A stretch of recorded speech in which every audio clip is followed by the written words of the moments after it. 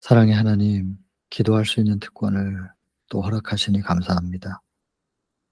우리의 마음들을 한 곳으로 모아 주시고 우리의 거룩한 중심, 말씀이 되어 주셔서 감사합니다. 성령께서 인도하셨음을 믿습니다. 이 한 시간 우리 각자의 자리에 빈틈없이 단 한순간도 사단이 틈타지 못하도록 충만히 임하여 주시고, 특별히 통신의 라인들을 하나님께서 붙드셔서 원만하게 해 주시며 안전할 수 있게 지켜 주시길 바랍니다. 때가 참에 이 장을 통하여 하나님의 대시계를 믿게 하시고 조금도 서두르거나 지체함이 없는 하나님의 섭리 믿게 하여 주옵소서.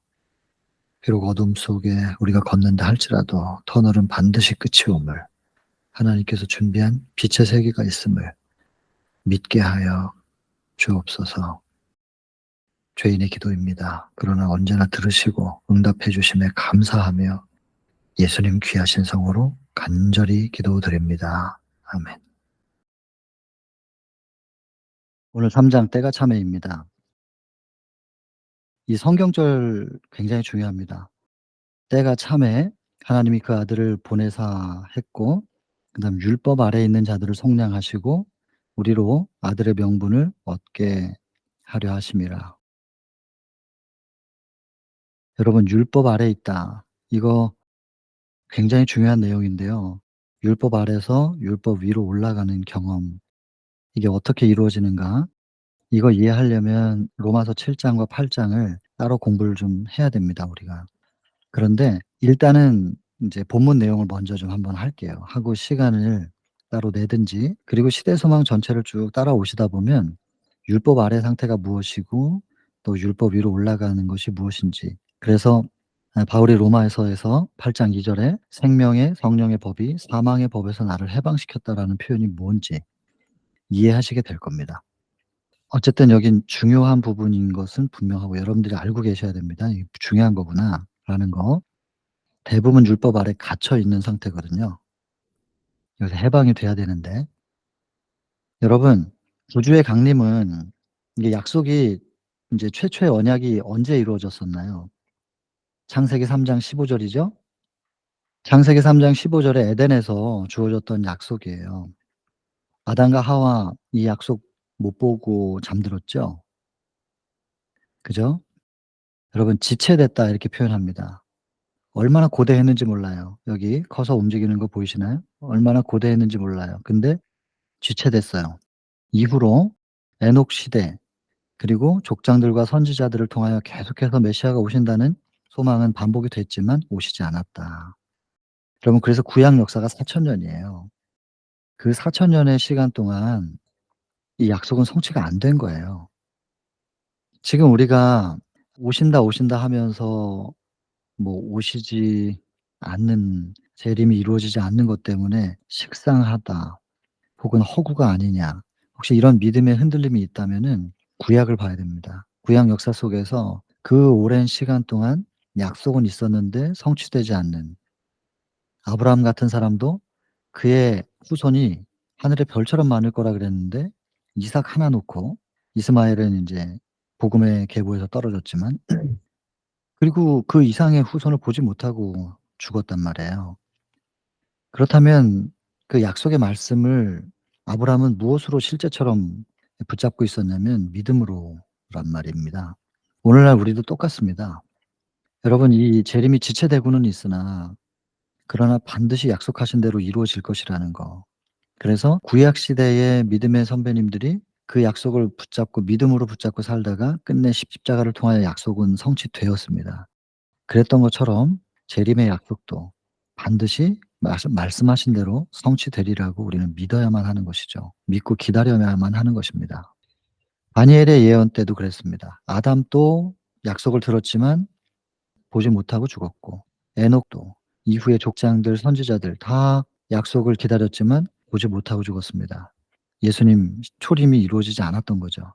다니엘의 예언이 있었지만 역시 그걸 예언을 제대로 해석하고 있는 사람들이 많지 않았고요. 다니엘도 역시 못 보고 죽었죠. 그러나 이상으로 보고 믿음으로 그걸 기다리다가 실제로 자기 눈으로는 못 봤지만은 죽은 거죠. 그러나 그들은 믿음이 흔들리지 않았어요.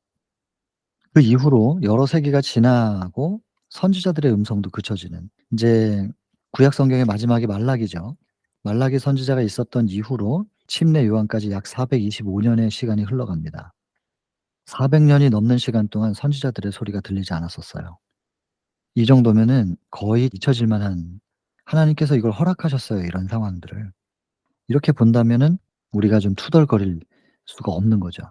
보면은 에스겔 12장 22절, 날이 더디고 모든 묵시가 응엄이 없다고 사람들이 말하는 이런 상태였습니다.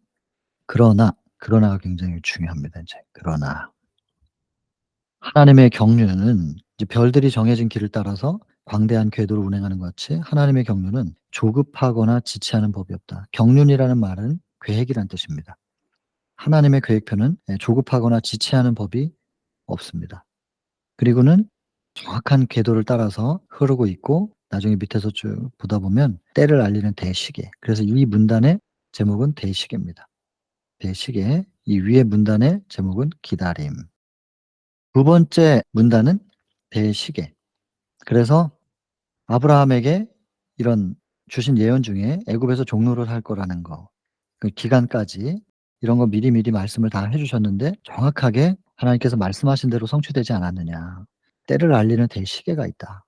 이 대시계. 그러면 여러분들 머릿속에는 큰 시계, 우주 공간에 큰 시계가 하나 딱 눈에 보이셔야 돼요.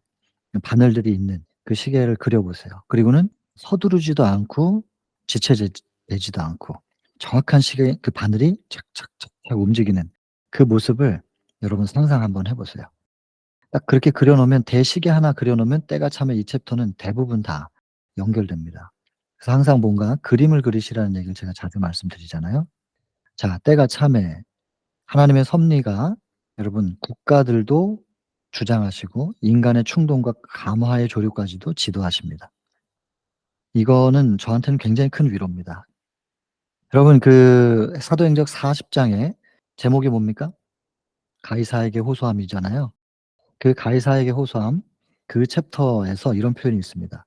하나님께서는 당신의 섭리로 베스도의 결정을 지배하셔서 바울의 생명이 연장될 수 있도록 하셨다. 이런 표현들 말입니다. 당신의 섭리로 누군가의 결정을 지배하실 수 있구나. 누군가의 인간의 마음을 마음대로 조종하진 않으시지만 그 인간이 뭔가를 결정하는 데 있어서 그렇게 결정할 수 있도록 섭리로 이끄시는, 그 지배하실 수 있다는 이런 표현들은 너무나 큰 위로가 되는 거예요. 제가 뭔가를 결정을 해야 될 때가 많잖아요. 근데 그 결정이 하나님의 뜻대로 결정하고 싶은데 이게 하나님의 뜻인지 어쩐지 잘 모르겠을 때 기도하는 거예요. 하나님께서 하나님의 섭리를 베푸셔서 저의 결정까지도 지배해 주시길 바랍니다.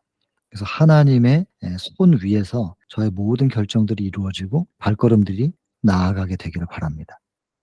이렇게 기도하고 결정하고 뭔가를 시도하면요, 참 담대하단 말이에요. 여러분 말씀에 입각하여 기도하시게 되길 바랍니다. 그리고 담대하시면 좋겠어요. 그래서 여러분 지금 인제 보면 정치적인, 이제 예수님께서 재림하실 수 있는 상황을 하나님께서 지금 만들고 계시다는 건데, 첫 번째가 정치적 상황이에요. 그래서 한 정부 하에 있었어요. 로마가 다 지배하고 있으니까. 그래서 다니기가 편해요. 이 나라 저 나라 이동하기가 뭐 하나의 정부 하에 있으니까. 그다음에 말도 같아요. 물론 각각의 나라들의 말들이 따로 있지만 로마 제국이 사용하는 말은 하나의 공통된 언어가 있었단 말이에요. 그러니까 복음 전하기가 쉽잖아요. 하나의 정부, 하나의 방언. 그리고 인제 흩어져 있던 유대인들이, 그러니까 여러 나라로 인제 흩어지고 종 노릇도 하는 거죠. 여기저기 인제 흩어져 있던 유대인들이 있는데, 근데 절기만 되면, 절기 때는 유월절이라든지 큰 명절에는 예루살렘으로 오는 거예요. 와서 그러면 예루살렘에서 예수님이 활동하고 계시면 예수님을 보겠죠. 보고 다시 그들의 자리로 돌아가서 복음을 전파할 수 있는, 메시아에 대한 소식을 전할 수 있는 이런 구도였다는 거예요. 그 당시에 정치적인 상황이. 꼭 이걸 정치라고만 볼 수는 없지만 정치 사회적으로 그렇다는 겁니다. 하나님께서 이런 분위기를 지금 만드셨어요. 그다음에는 종교계에는 어떤 상황이, 종교계. 종교적인 상황은 이교 사람들까지도 이제 지배력을 점점 잃어가고 있어요. 화려한 행렬이 있고 우화들이 있었는데 이런 게 다 실증나는 거예요. 허구니까요. 결국에 허구들은 아무리 순간 기분이 좋아도 위로가 돼도 결국에는 허무해지니까. 그리고 그들은 불안한 거예요. 뭐가 불안하냐면 무덤 저편. 사람이 죽고 나면 이렇게 죽고 끝나는 건가? 죽음이 너무너무 두려운 거예요. 하나님이라는 신 정말로 살아 계시는 건가? 혹은 하나님이라고 불려지지 않다 할지라도 신이 정말로 살아 있는가라는 이것에 대해서 확증을 찾고자 갈급하는 이 종교계의 분위기가 형성이 됩니다. 사망은 하나의 두려운 신비였고, 그리고 여기 보시면 라마의 통곡 소리잖아요. 이거 지금 라마에서 슬퍼하는 통곡 소리인데, 자식이 없음으로 위로받기를 거절하였다 라헬이. 이거 여러분 무슨 뜻이에요? 자식이 없다는 건 뭐가 없냐면 미래가 없다는 뜻이에요, 여러분. 미래가 없으니까 라헬이 슬퍼할 수밖에 없다는 거죠. 그래서 도대체 여기 보시면 미래가 없는 사람들의 절규라고 제가 이렇게 이름을 붙여 놨는데, 모든 이교든 뭐든 간에 신에 대한 확신이 지금 점점 없어지고요. 그리고 인간의 죽음 이후 이 인생의 초월적인 그 세계에 대해서 확신이 없으니까요.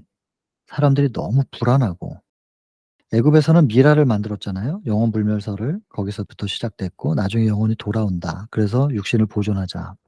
이런 것도 인제 지겹다는 거예요. 여기 보면 이렇게 써져 있죠. 지배력을 점점 잃어가고 전부 다 허구니까요, 결국엔. 아무리 화려하게 종교 행사를 할지라도 즐겁게 해 주는, 위로해 주는 우화가 있다 할지라도 전부 실증나는 거예요. 그리고 두려워하는 상태. 그게 지금 종교계의 상황이었어요. 유일한 희망은 메시아가 약속돼 있는데 메시아가 오시기를, 이거를 막연하게 기다리는 게 유일한 희망이었습니다. 그리고 이 희망은 이스라엘만 가졌던 게 아니라 이방 사람들까지도. 왜냐하면 성경이 헬라어로 번역이 돼 가지고 전 세계로 흩어져 있었고, 유대인들이 또 전 세계로 흩어져 있는 상황이니까, 그래서 이 성경을 접해 본 거예요, 이방 사람들도. 그래서 이방 사람들도 메시아의 소망을 가지게 됐고, 이교도들 그리고 철학자들도 연구하는 거죠. 그래서 예수님이 이 땅에 태어나실 때 동방에서부터 백사들이 오잖아요. 그 사람들도 역시 이런 부류에 속한 사람들입니다. 그렇다면 지금 온 인류에게 소망이 필요한 이 시대에 유대인들이 어떻게 했어야 되냐는 말이에요. 이럴 때일수록 목말라 하고 있을 때 물을 주면 얼마나 고맙겠어요. 그들이 갈급하고 있을 때 복음을 전했어야 되는데, 우리가 선택된 백성 지난 시간에 공부했지만 이들은 철저하게 모든 걸 차단하고 이방에게 축복이 혹시라도 갈까 봐, 하나님의 축복이 그들에게 갈까 봐 시기하고 질투했다고 돼 있거든요. 그리고 하나님의 복을 이스라엘이 받아서 전 세계를 지배해야 되기 때문에 오직 그것만 바라고 있는 것입니다. 안타까운 일이죠. 여러분, 사도행적 1 장에서 인용된 성경절, 에스겔 47장 1 절부터 12 절까지, 중간에 특별히 8 절을 좀 보시면, 지난번에도 말씀드렸지만 여호와의 전 동편 문에서 생수가 흘러갑니다. 바다까지 흘러가니까 바다가 살아나요.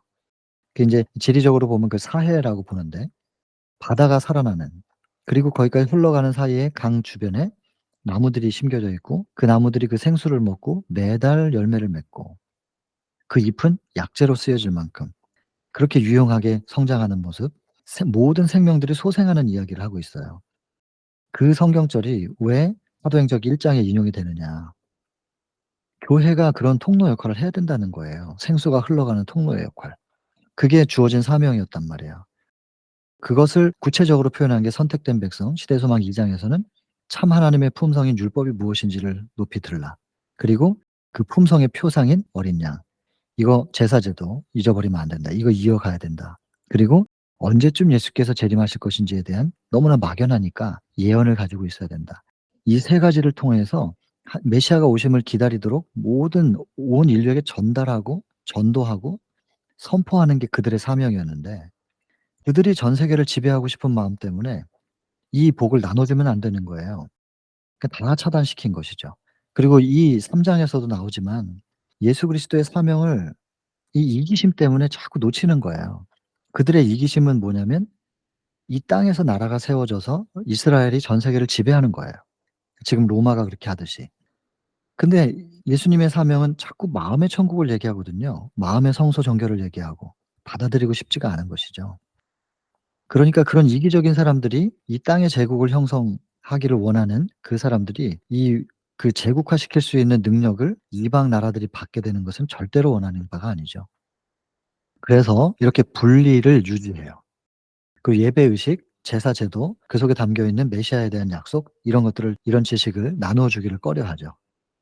통로가 자기 역할을 안 하고 있는 거예요. 그럼 뭐 어떡하겠어요. 직접 오셔야 되는 거예요. 직접 오셔서 선포하시고, 그것을 이스라엘이라는 민족군, 더 이상 그 선포된 내용을 세계에 전할 마음이 없기 때문에 다른 통로들을 마련하죠. 그게 이제 열두 제자인데요. 그 사도행적 2 장에 보면 열두 제자의 훈련이 나오잖아요. 참으로 학식이 없는 사람들, 그런 사람들을 불러 모으셔서 그들에게 사명을 주시는 이야기잖아요. 왜냐하면 받아들일 수 있는 빈 공간이 있었어요, 그들은. 배운 사람들은 자기가 배운 것에 대한 확신을 가지고 자기의 심령을 그걸로 가득 채워 가지고 새로운 게 들어왔을 때 받아들일 수 있는 여유 공간이 없었던 거예요. 그래서 예수께서 "심령이 가난한 자, 겸손한 자, 나는 무지해요."라고 하는 사람들을 부르셔서 그 겸손한 심령에 복음을 채우시고 "이걸 가서 나누는 통로가 되라. 증인 되라." 그렇게 말씀하시거든요. 그거를 전해라 하시지 않고, 그 전체적인 의미를 보면 그대로 있으면 흘러가는 거예요. 내가 채워지고 넘쳐서 흘러서 주변으로 계속 흘러가게끔. 그래서 사도행적 2 장에 열두 제자의 훈련하면 그 챕터를 보면 불러 가지고 뭐 하셔요? 뭘 특별히 가르치는 게 아니라 보여주잖아요. 영혼들 대하시는, 뭘 성경 말씀 가르치시는 내용 보고 들어요. 환자들 치료하는 내용, 모습을 그냥 봐요. 본 거예요. 제자들은 계속 봐요. 그리고 나서 본대로 가서 해. 본대로 가서 말해. 그냥 증거해요. 예수님이 오셨었는데 이렇게 하셨었다고. 그렇게 증거하고 있는데 그 예수의 능력이 그들에게도 나타나기 시작하는 거예요. 그러면서 복음이 전파된 거거든요. 촛대가 옮겨진 겁니다. 이스라엘은 그들이 했었어야 되는데, 이 통로 역할을 했어야 되는데 딱 가둬 놓고, 그 흐름을 가둬 놓으니까 거기서부터는 계속 썩죠. 뭐든지 아무리 생수라 할지라도 적체가 되면 거기선 썩고 사망이 생겨나니까. 그래서 예수께서 직접 오셔야만 하셨다. 그래서 오셔서 뭘 하셨냐? 오시기 전에는요, 천연계를 통해서 말씀하시고 표상과 상징, 부조, 선지자, 부조와 선지자들을 통해서 인제 성경 말씀이에요. 이렇게 말씀을 해 오셨었어요. 그런데 그리스도께서 직접 오셔서 인간으로 오셔서 인간과 같은 말, 예, 인간으로 오셔서 진리를 전하시는데 인간이 고안해 낸 것들과 하나님으로부터 온 진리를 구별하시는 거예요. 그래서 여기서 참과 거짓을 구별하십니다. 여러분, 이 챕터에서 참 중요한, 아주 너무너무 중요한 부분이 후반에 나오는데, 그게 뭐냐면 위조복음이라는 말이에요. 모조에. 모조복음, 위조복음. 이게 정말 대단히 중요하거든요. 근데 99.9 똑같아요. 0.1이 다르게. 사단이 그런 식으로 온단 말이에요. 아예 뿔 달린 모습으로 오면 저게 악마구나, 사단이구나, 마귀구나 이렇게 알 텐데 너무나 천사같이 온단 말이에요. 그리고 천사같이 성경 말씀을 인용해서, 또 혹은 예언의 신의 말씀을 인용해서 복음을 전한단 말이에요. 거의 다 속아요. 근데 무엇이 기준점이냐? 여러분, 그것을 이제 이 챕터에서 지금 말하고 있습니다. 아무튼 예수께서 오셔서 참과 거짓을 구별하십니다. 대단히 중요합니다. 참과 거짓을 구별하는 것은 너무너무 중요합니다. 요한복음 1장 47 절에 나다나엘을 보시고 예수께서 말씀하신대요. 저 사람 보라고. 저 사람이 참 이스라엘이라고. 이스라엘 땅에서 이스라엘 국적을 가진 사람들 틈에 계시면서 나다나엘을 향하여 "저 사람은 진짜 이스라엘이야." 이렇게 말씀하신단 말이에요. 구별해야 돼요. 이유가 뭐냐면 저 사람 속에는 간사한 게 없다. 간사한 거. 여러분, 그 뜻이 나중에 나옵니다. 시대소망 이제 보시다 보면은 나중에 우리가 메시아를 만났다 그 챕터 보시면은 14 장에서 나올 겁니다.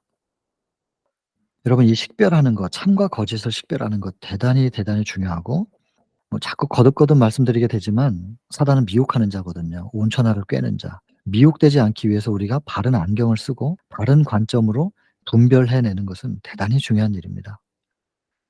그다음에, 예, 예수님께서 그렇게 참과 거짓을 구별하시기 위하여 오셨어요. 그리고는 여러분 여기 보세요. 유대인 중에 견실한 사람들 있었어요. 요 미가 5장 7절 기억하시죠? "야곱의 남은 자가 많은 백성들 중에 있다." 요 선택된 백성, 지난 챕터에서 나왔던 인용된 성경절입니다. 여러분, 선택받은 것 같지만 베드로전서 2장 9 절 "너희는 택하신 족속이요 왕 같은 제사장이요 거룩한 나라요 그의 소유된 백성이다." 마치 그분이 선택한 것 같지만 그게 아니고, 그럼 그분이 편애하시는 분으로 품성이 오해될 수 있으니까 말씀드렸잖아요. 그 이후에 뭐라고 돼 있어요? "어둠 가운데 있는 너희들을 불러내어 기이한 빛으로 인도하신." 그분의 아름다운 덕을 선포하게 하기 위하여 구별하신 거잖아요. 그럼 그 사람들은 어둠 가운데 있다가 빛 가운데로 인도하는 그분의 손길을 따라서 빛 가운데 들어간 사람들 얘기하는 거예요. 여기서도 보면 그 미가 5장 7 절에도 그 말씀이잖아요. 야곱의 남은 자들이 어디에 있냐면 많은 백성들 중에 있는데 그 백성들이 다 똑같으면 얼마나 좋겠어요. 근데 그 많은 백성들 가운데 남은 자가 따로 있어요. 그런 사람들은 마치 여호와께로부터 내리는 이슬 같고 그 풀잎에 내리는 단비 같아서 이 사람들이 사람을 혹은 인생을 기다리지 않는다. 그 말은 무슨 뜻이냐면 이 땅에서 아무것도 기대하지 않는다는 거예요. 땅에서 뭔가를 기대하고 기다리는 것이 아니라 땅의 것을 기다리고 기대하는 것이 아니라 오직 오실 이 하늘로부터 온 거잖아요. 만비 이슬. 하늘을 소망하고 메시아를 기다릴 수 있는 사람들. 그래서 이런 사람들을 시대소망 4 장에 보면 누가복음 2장 25 절의 인용인데 거기 보면 예루살렘에 시므온이라는 사람이 있다 그러면서 "위롭고 경건한 자라." 왜냐하면 이스라엘의 위로를 기다리는 사람이었다. 메시아를 기다리는 사람이었기 때문에 "위롭고 경건하다." 이렇게 칭함 받거든요. 그래서 여러분 이 남은 자, 백성이 많지만 그중에 남은 자라고 하는 것은 기다리는 사람, 이 땅의 것을 기대하고 기다리는 거 아니라 하늘을 기대하며 기다리는, 예수님을 기다리는 그런 사람들이 남은 자들입니다. 그 선택된 백성과 계속 연결되고 있어요. 유대인 중에 이 사람들이 다 남은 자면 참 좋겠는데 그렇지를 못했어요. 그래서 남은 자는 따로 있었고 오늘날도 제칠안식 예수 재림교회가 마지막 교회예요. 그 마지막 교회가 전체가 다 남은 자면 참 좋겠는데 그렇지는 못한 것으로 기록돼 있어요. 계시록 3 장에 14 절부터 22 절까지 칭찬이 없잖아요. 그리고 회개하라 그러잖아요. 여러분 거기서 남은 무리가 남게 됩니다. 지금 내가 유대인 중에 견실한 사람 속에 속하는가? 많은 백성 중에 야곱의 남은 자로 우리가 하나님께 인정받고 있는가? 이거 살펴봐야 될 때죠. 말씀의 거울 앞에 끊임없이 나를 비추고 살펴야 합니다. 그 견실한 사람들은 보세요. 소망이 있었어요. 그리고 여전히 기다려요. 이런 사람들이 견실한 사람들이고 이런 사람들이 남은 자예요. 근데 이런 분들이요. 이런 사람들이 이 믿음이 굳어지게 된 것은 어떻게 이 믿음을 지킬 수 있었던 건가? 여기 이유가 나와요. 성경에 보면은 보증의 말씀이 있잖아요. 보증의 말씀을 어떻게 했대요? 계속 생각하는 거예요, 여러분. 말씀을 암송하시고요. 암기하시고 이게 뭐 토시 하나도 안 틀리고 그렇게 외워야 되는 건 아니에요. 그냥 이런 말씀이 그런 대략의 이미지를 '아 이런 말씀이 거기 있었지.' 그냥 그렇게 기억하시고 계속 생각하시라니까요. 말씀의 생각을 계속 고정시켜 놓고 살아가고 있을 때 우리의 믿음이 굳어져요. 이게 공식 같아요. 항상 이게 성경에도 예언의 시에도 보면은 계속해서 묵상하고 말씀을 깊이 지난번 말씀드렸지만 시편 40편 8 절에도 "내가 주의 뜻 행하기를 즐기는 이유는 주의 법이 내 심중에 있기 때문입니다." 계속 그 주의 법을 마음속에서 떠나지 않도록 붙잡고 있는 사람들, 생각으로 그것을 고정시키고 있는 사람들, 그런 사람들은 주의 뜻 행하기가 즐거워요. 순종이 어려운 게 아니고. 여기서도 "깊이 생각함으로 믿음을 굳게 하였다." 이렇게 돼 있잖아요. 원리가 다 똑같습니다. 간단하고. 여러분 계속해서 그런 말씀을 생각한다는 게 예수 바라보기예요. 그게 예수 바라보기예요. 믿음의 주요 온전케 하시는 이인 예수를 바라보자. 간단하다니깐요 여러분. 복잡한 걸 많이 알아야 되는 게 아니라니까요. 가난한 자에게 아름다운 소식 이거 다 인제 약속이에요. 오시는 분이 마음 상한 자를 고치고 혹시 마음 상하시는 분들 계세요? 위로는 오직 예수 그리스도 안에요. 사단에게 포로된 자 있으세요? 혹시 자녀들 가운데 어디 뭐 중독돼 있는 애들 있으세요? 마약이라든지 게임, 술. 포로된 자에게 자유는 오직 진리를 알지니 진리가 너희를 자유케 하리라. 여러분 진리를 소개하셔야 돼요. 성령 간구하시고 진리를 내가 먼저 맛을 보고 진리대로 걸어가는 모습으로 그 주변에 있는 식구들과 같이 살아나가는 거예요. 진리의 영향력이 그 강력한 파워가 전달이 될 거예요. 그리고 기도하실 거 아니에요. 역사한다니까요. 시간이 필요하지만 반드시 하나님은 해내실 테니 여러분들이 기도하시면 어머니들이 기도하시면 있잖아요. 자녀들이 부처님 손바닥 위에 손오공 그 서유기에 나오는 말처럼 말입니다. 하나님 손바닥 위에 딱 올려져 있습니다. 벗어나지 못합니다. 여러분 기도하시면 반드시 하나님께서 이루실 것입니다. 자, 그래서 이럴 분이, 이렇게 약속된 이분이 오셔야만 했던 거예요. 이게 때가 차는 그 환경이에요. 예수님이 오실 만한 그런 환경. 그러면 여러분, 이 내용들을, 이 때가 참의 내용들을 잘 생각하시면 이걸 오늘날에 적용시킬 수 있겠지요. 오늘날에도 언제 어떤 상황이면 사회적으로, 국제적으로, 그다음에 종교계에서 이 똑같이 한번 적용을 해 보세요. 오늘날에 어떤 정도의 분위기면 이제 예수께서 오실 것이다. 대략 보입니다. 이스라엘 나라의 세력이 약해지는 것이 사실은 메시아의 강림이 임박했다는 증거가 된대요. 교회들이 부패하는 모습들이 나타나고, 또 마지막 진리교회라고 하는 그 진리교회가 흔들리는 모습이 나타나거나, 그때 남은 무리들이 드러나게 될 거예요. 여러분, 똑같이 적용시키면 됩니다.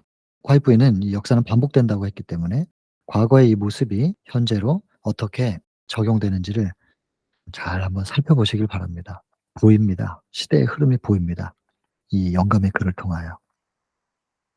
여러분, 그리스도의 사명이라는 부분이 다시 나옵니다. 그리스도의 사명의 본질을 이해하는 사람이 별로 없었기 때문에 이스라엘은 끊임없이 이 땅에다가 왕국을 세우려고 하는 것, 이거 시도한 것이고, 그렇다면 그리스도의 사명은 뭐겠어요? 그 반대. 마음의 천국. 우리 개개인의 마음에 하나님의 나라가 충만해지는 것. 그걸 위하여 오신 것입니다. 그걸 위하여 오시려면 우리 마음속에 하나님을 모셔드릴 수 있는 자리, 그 성소가 깨끗해져야 되거든요.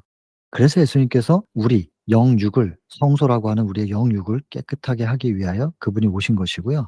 성소 정결 사업이 그분의 사명이셨어요. 그리고 깨끗하게 성소 정결하시고 거기에 하나님께서 임재하시면서 마음의 천국을 충만하게 하시는 것. 그것을 마음의 천국을 건설하시는 것. 그것이 예수 그리스도의 사명이었단 말이에요. 그래서 예수님 재림하시면 우리의 몸이 옮겨지겠지만, 변화된 몸이 옮겨지겠지만, 옮겨질 그 육신이 이 땅에 발 딛고 사는 동안에 먼저 마음에서 천국이 회복되고, 천국에서 사는 것이 익숙해진 사람들이 하늘로 옮겨질 겁니다.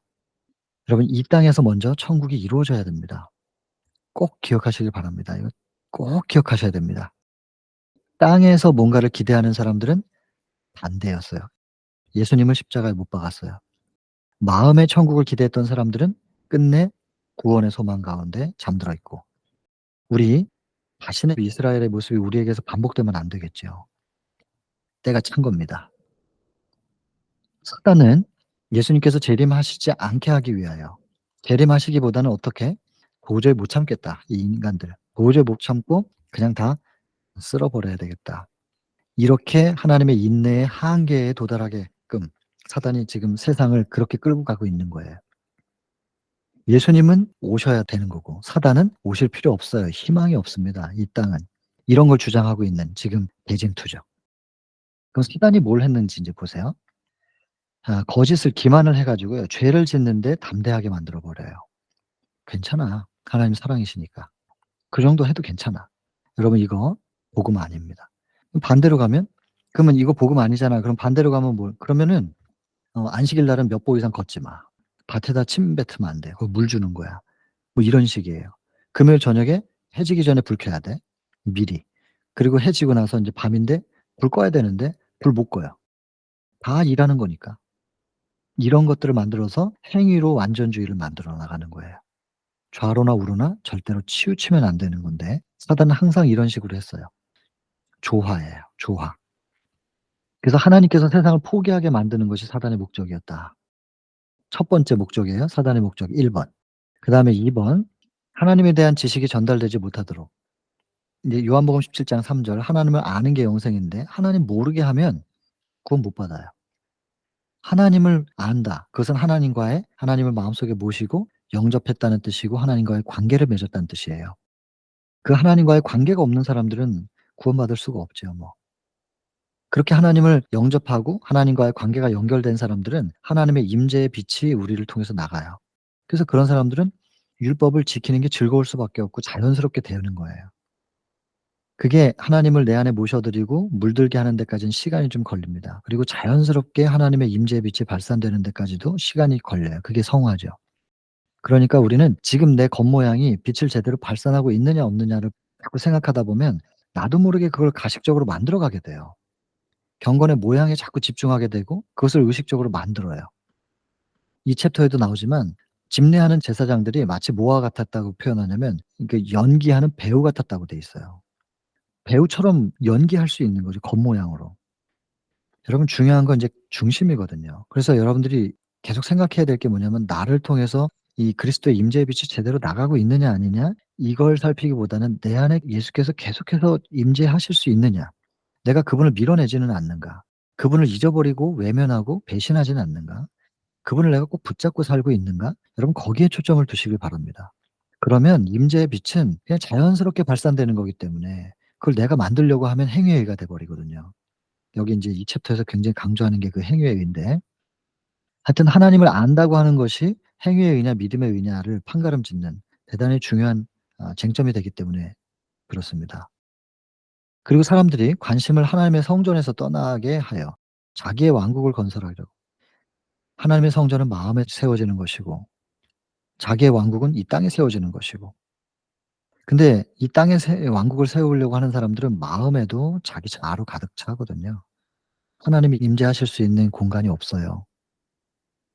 여러분 여기 그리스도의 사명 부분 그리고 하나님의 성전 대단히 중요한 겁니다. 꼭 별표 한 10,000개 정도 해 놓으세요.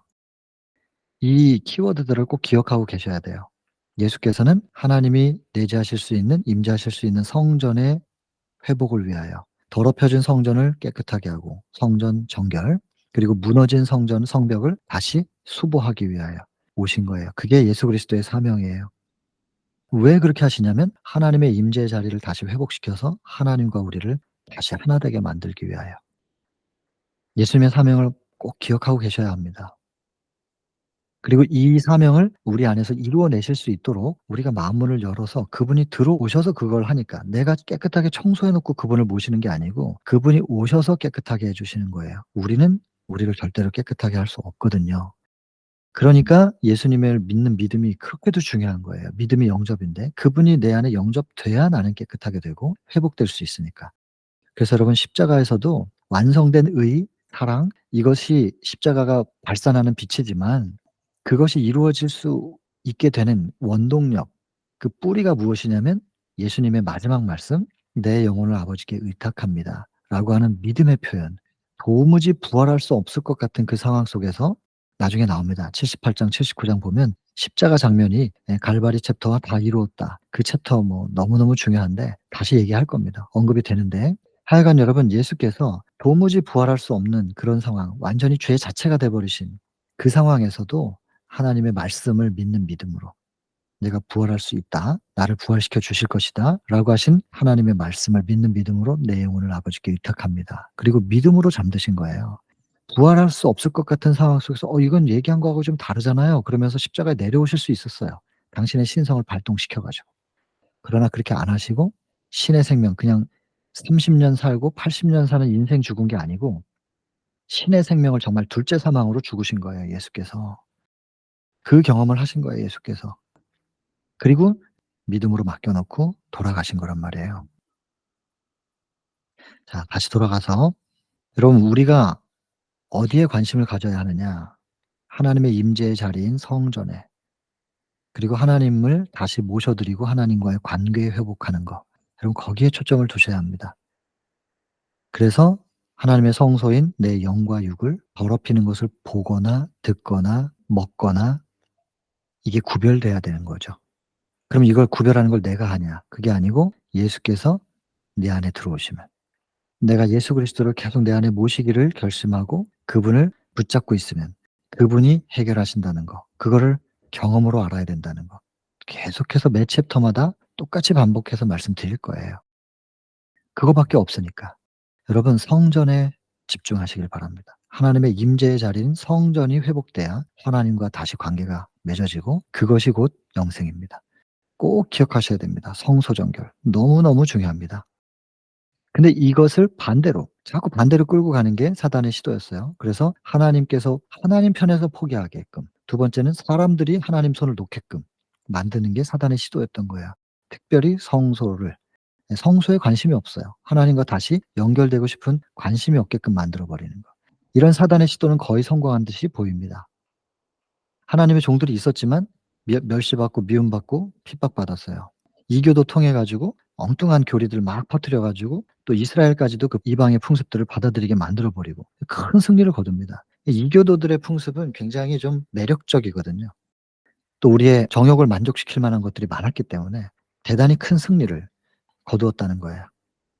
그리고 특별히 이교도들의 교리 속에는 뭐가 있느냐. 자신의 사고를 경배하는 거예요. 여러분, 이게 뭐냐면 이제 행위에 의해 시작이거든요. 근데 여러분, 지금 지구상에 존재하고 있는 모든 종파들을 한번 보세요. 죄송하지만 이제 부처님도 좋은 걸 많이 가르치세요.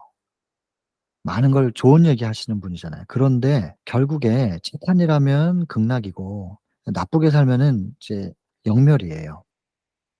결국에는 내가 해야 되는 거예요. 내가 착한 일을 하든지 내가 선택을 해야 되는 것이고, 그리고 자기가 뭐 잘못한 게 있으면 업보가 있어 가지고 그거 해결하려면은 자기가 그만큼 고행을 해야 돼요. 전부 다 스스로가 갈고 닦아야 되는 거예요. 지금 뭐 무슬림도 그렇잖아요. 무슬림도 하나님을 믿는 사람들인데도 불구하고 그들의 교리는 전부 다 행위 중심이에요. 심지어 말틴 루터도, 종교 개혁을 일으킨 말틴 루터, 성전의 계단을 무릎으로 기어 올라가고 무릎으로 내려오며 그렇게 고행을 통해서 의를 이루려고 했었던, 그 당시의 가르침이 그거였으니까 신실하면 신실할수록 자기를 더 많이 괴롭히는 거예요. 정말로 하나님의 구원을 이루고 싶어서. 하다가 보니까 이게 아닌 것 같은 거예요, 루터가. 그는 그 성경을 볼 수 있었으니까. 읽을 수 있는 사람이었는데 성경을 보면 이런 가르침이 아닌 것이죠. 그래서 종교 개혁을 시도하는 것입니다. 여러분, 그래서 모든 사단이 개입한 종파의 교리에는 뭐가 있냐면 믿음의 의가 아니라 행위의 의가 있어요. 자신의 사고를 따라 생각하고 경배, 자기의 생각을 경배해요. 그렇게 함으로 인간의 교리는 높여지는데 하나님에 대한 지식은 점점점 잃어버리는 거예요. 이스라엘도 그렇게 됐다는 거예요. 자신의 행위로 자신을 구원할 수 있다는 원칙. 사단이 이 원칙을 심어 놓았다.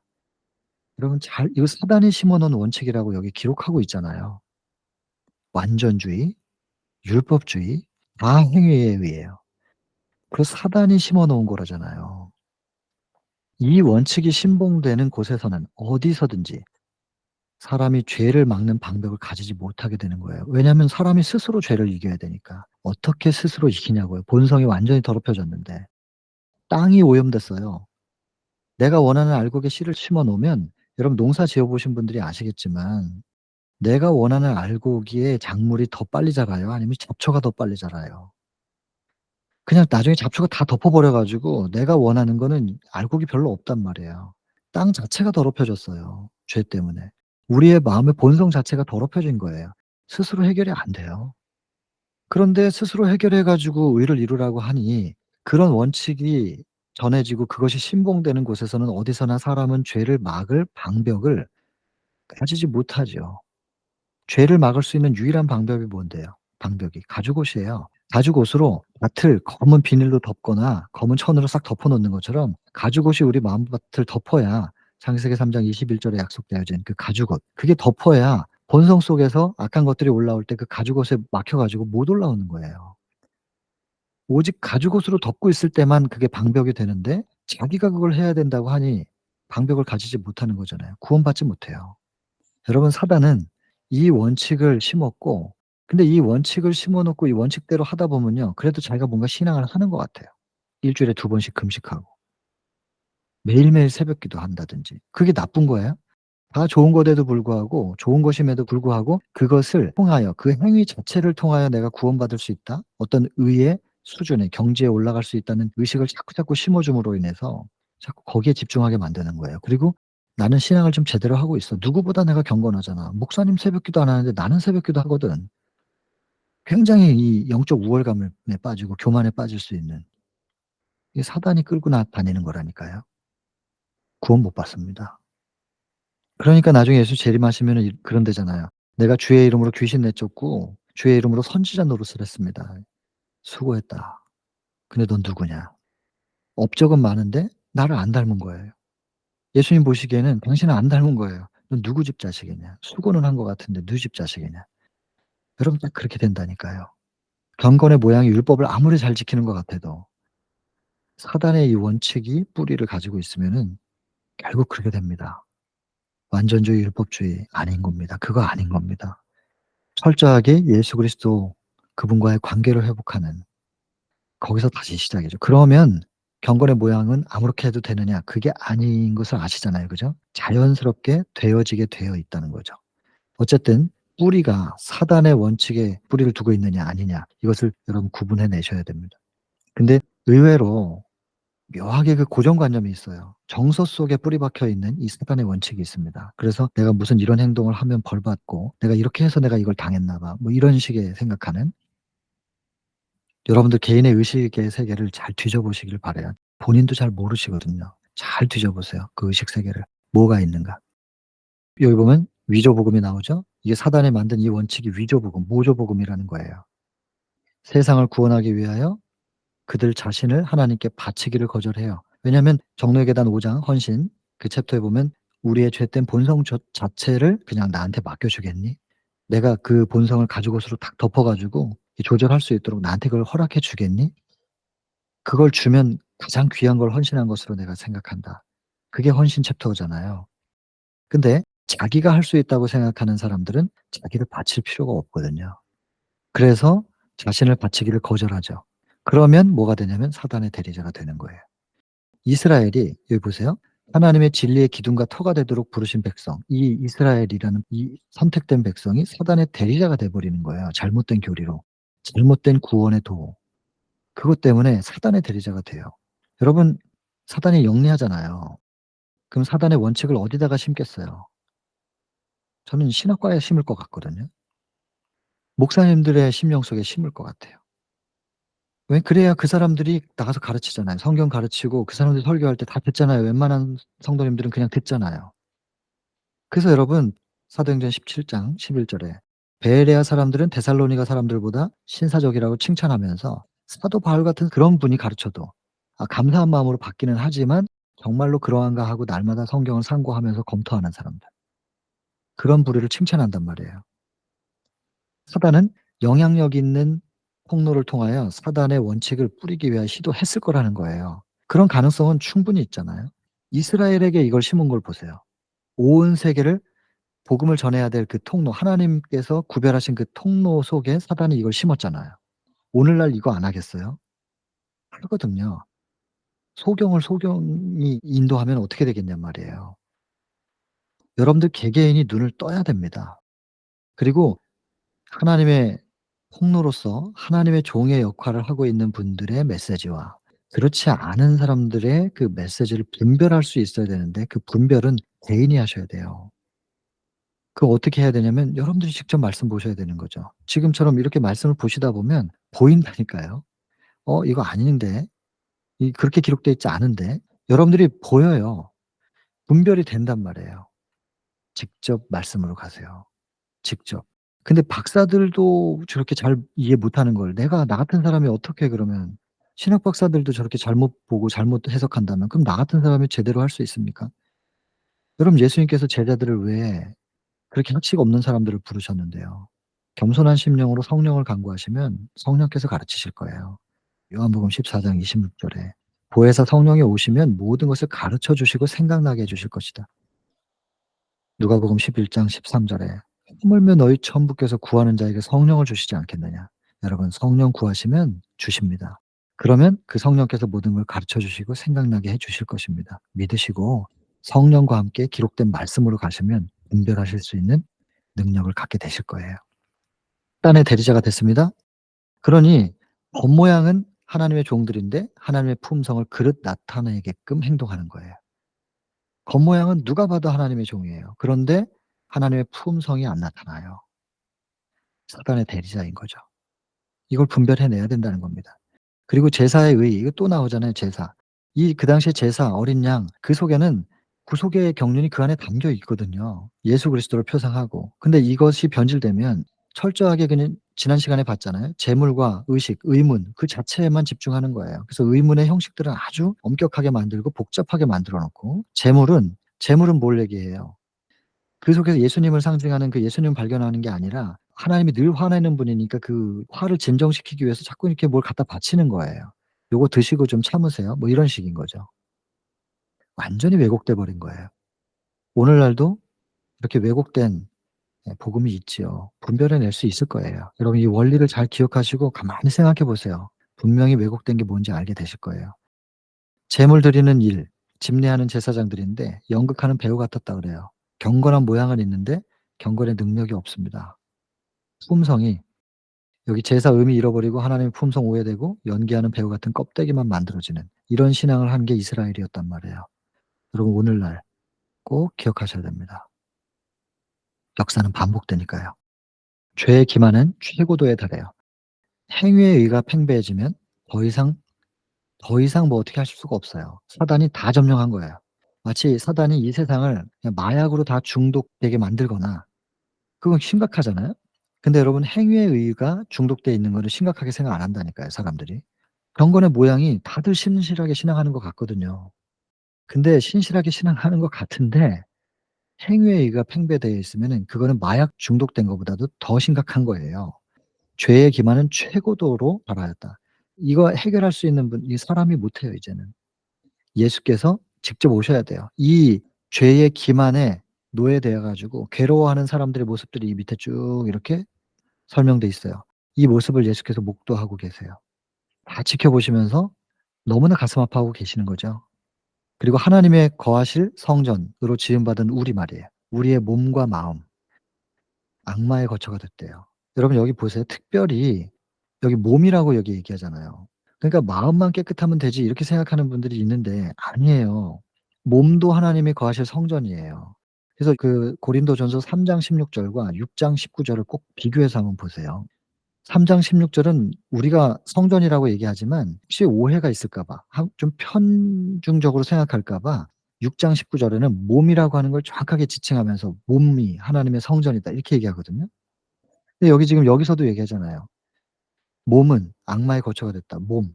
그래서 여러분 우리의 마음의 정결함도 중요하지만 몸의 정결함도 대단히 중요합니다. 그래서 몸과 마음이 같이 정결되려면 영의 뉴스타트가 필요하고 동시에 몸의 뉴스타트가 필요한 거예요. 그래서 건강기별 그거는 이 땅에서 병 낫기 위해서 생명 연장시키고 삶의 질을 높이기 위해서만 주어진 기별이 아니고 그 건강기별은 성소정결 기별과 연결되는 그래서 구원의 도에 오른팔 역할을 한다 그렇게 돼 있는 것이죠. 몸, 성전은 몸을 포함합니다. 근데 이게 다 악마의 거처가 됐대요. 이 정욕에 그냥 빠져서 육신의 정욕에 빠져서 그 끌리는 대로 살아간다는 거예요. 그리고 사람의 얼굴은 여러분 얼굴은 마음의 표현이잖아요. 악의 군대들의 표정이 반사됐대요. 그러니까 마음속에 뭐가 있는 거야. 사단이 들어와 있으니까 얼굴 표정이 험상궂고 얼굴이 그 악이 드러나는 거예요. 몸과 마음이 다 사단이 점령한 상태. 무한히 정결하신 자께서 보실 때 이 광경이 어떠하였으랴 한식이에요. 너무나 가슴 아파하는 것이죠.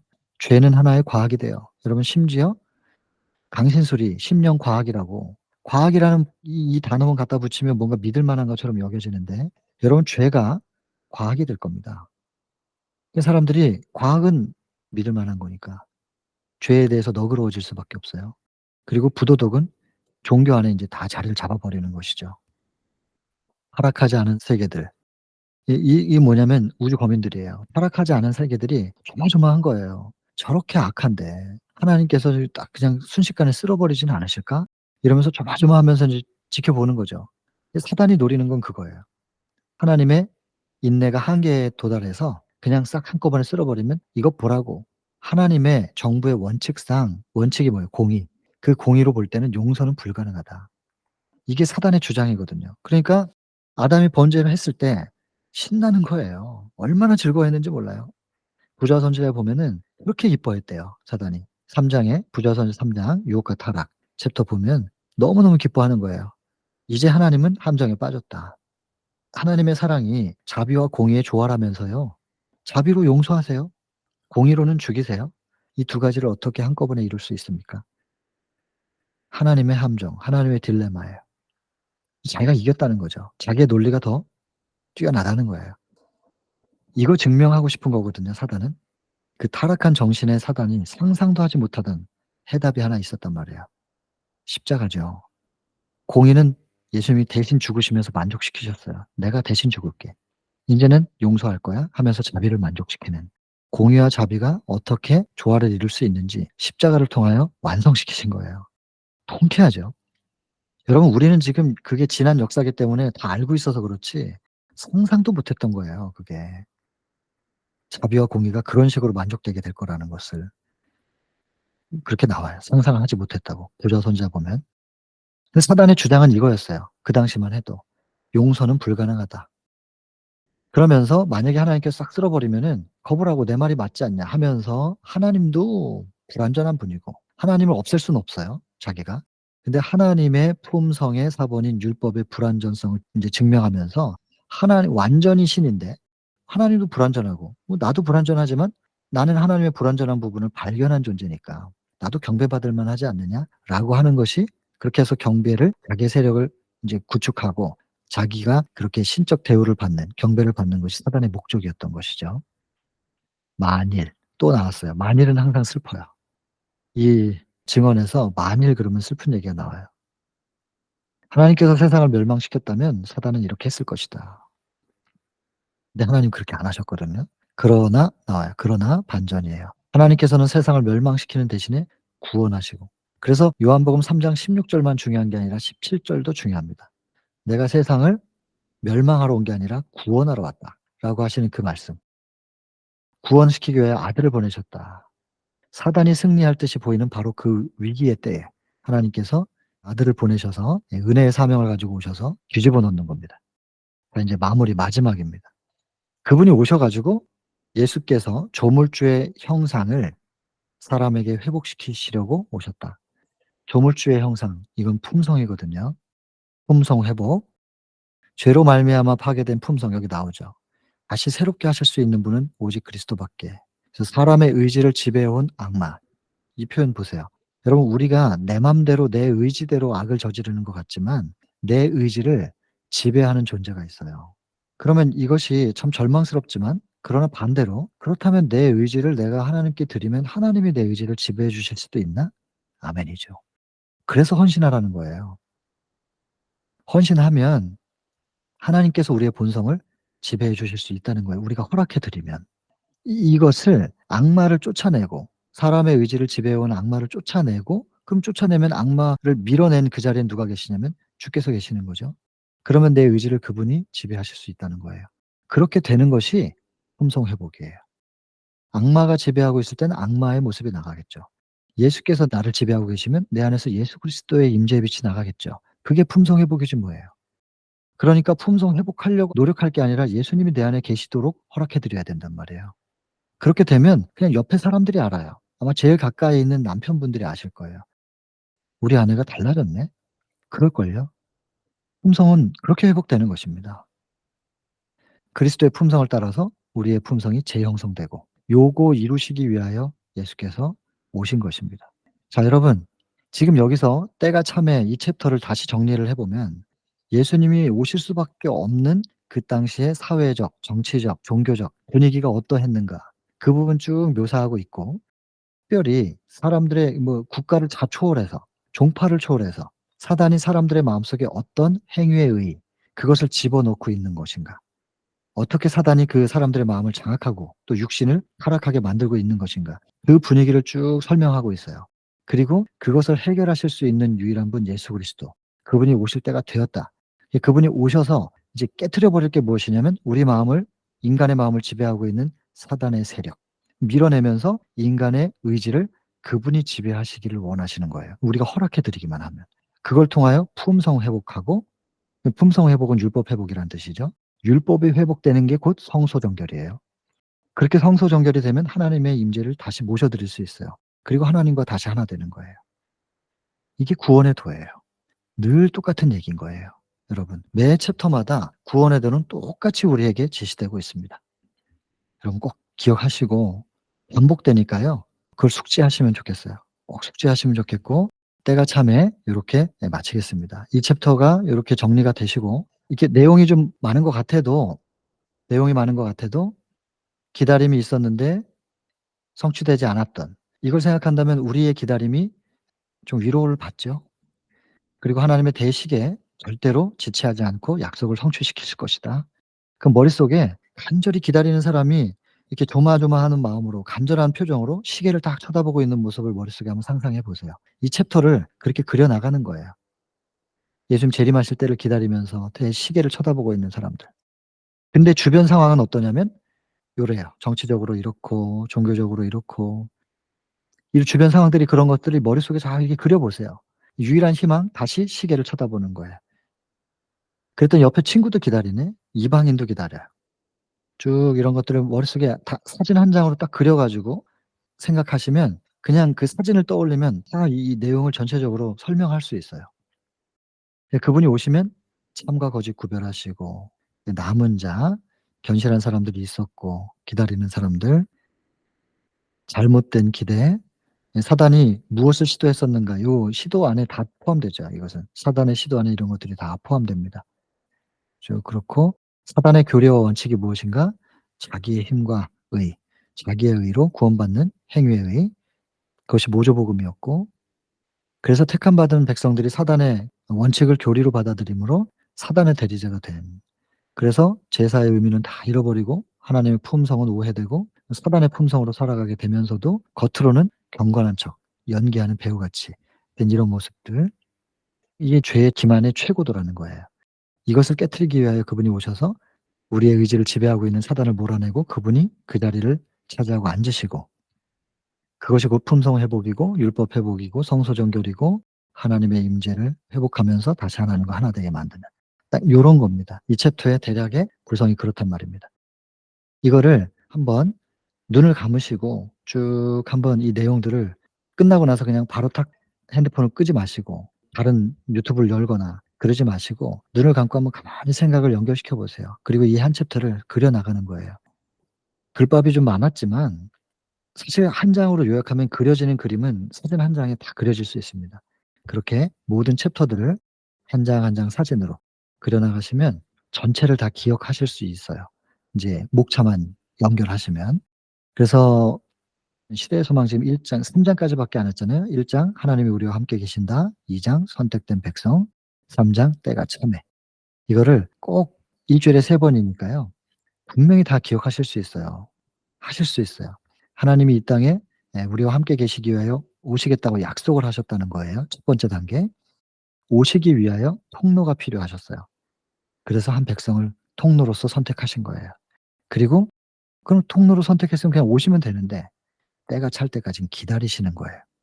그게 1 장, 2 장, 3 장이에요. 그리고 다음 장에는 드디어 때가 찼기 때문에 누가복음 2장 1 절 이 때에, 이 때에 하면서 7 절에 마다들라 강보에 누웠으니 이는 사관에 있을 곳이 없음이로라 하면서 예수님께서 탄생하시는 이야기가 딱 연결되는 거예요.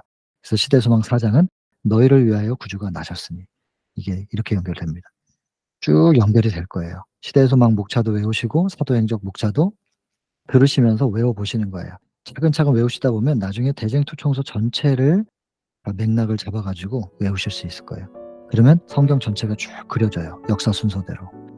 그렇게 되면 하나님께서 그런 것들 그려내실 수 있는 분들에게 뭔가 하실 거예요. 여러분들이 할 일을 주실 겁니다. 그렇게 하나님께 쓰임 받고 통로되는 우리 모두였으면 좋겠습니다. 오늘은 여기서 마치도록 하겠습니다. 기도하고 마치겠습니다.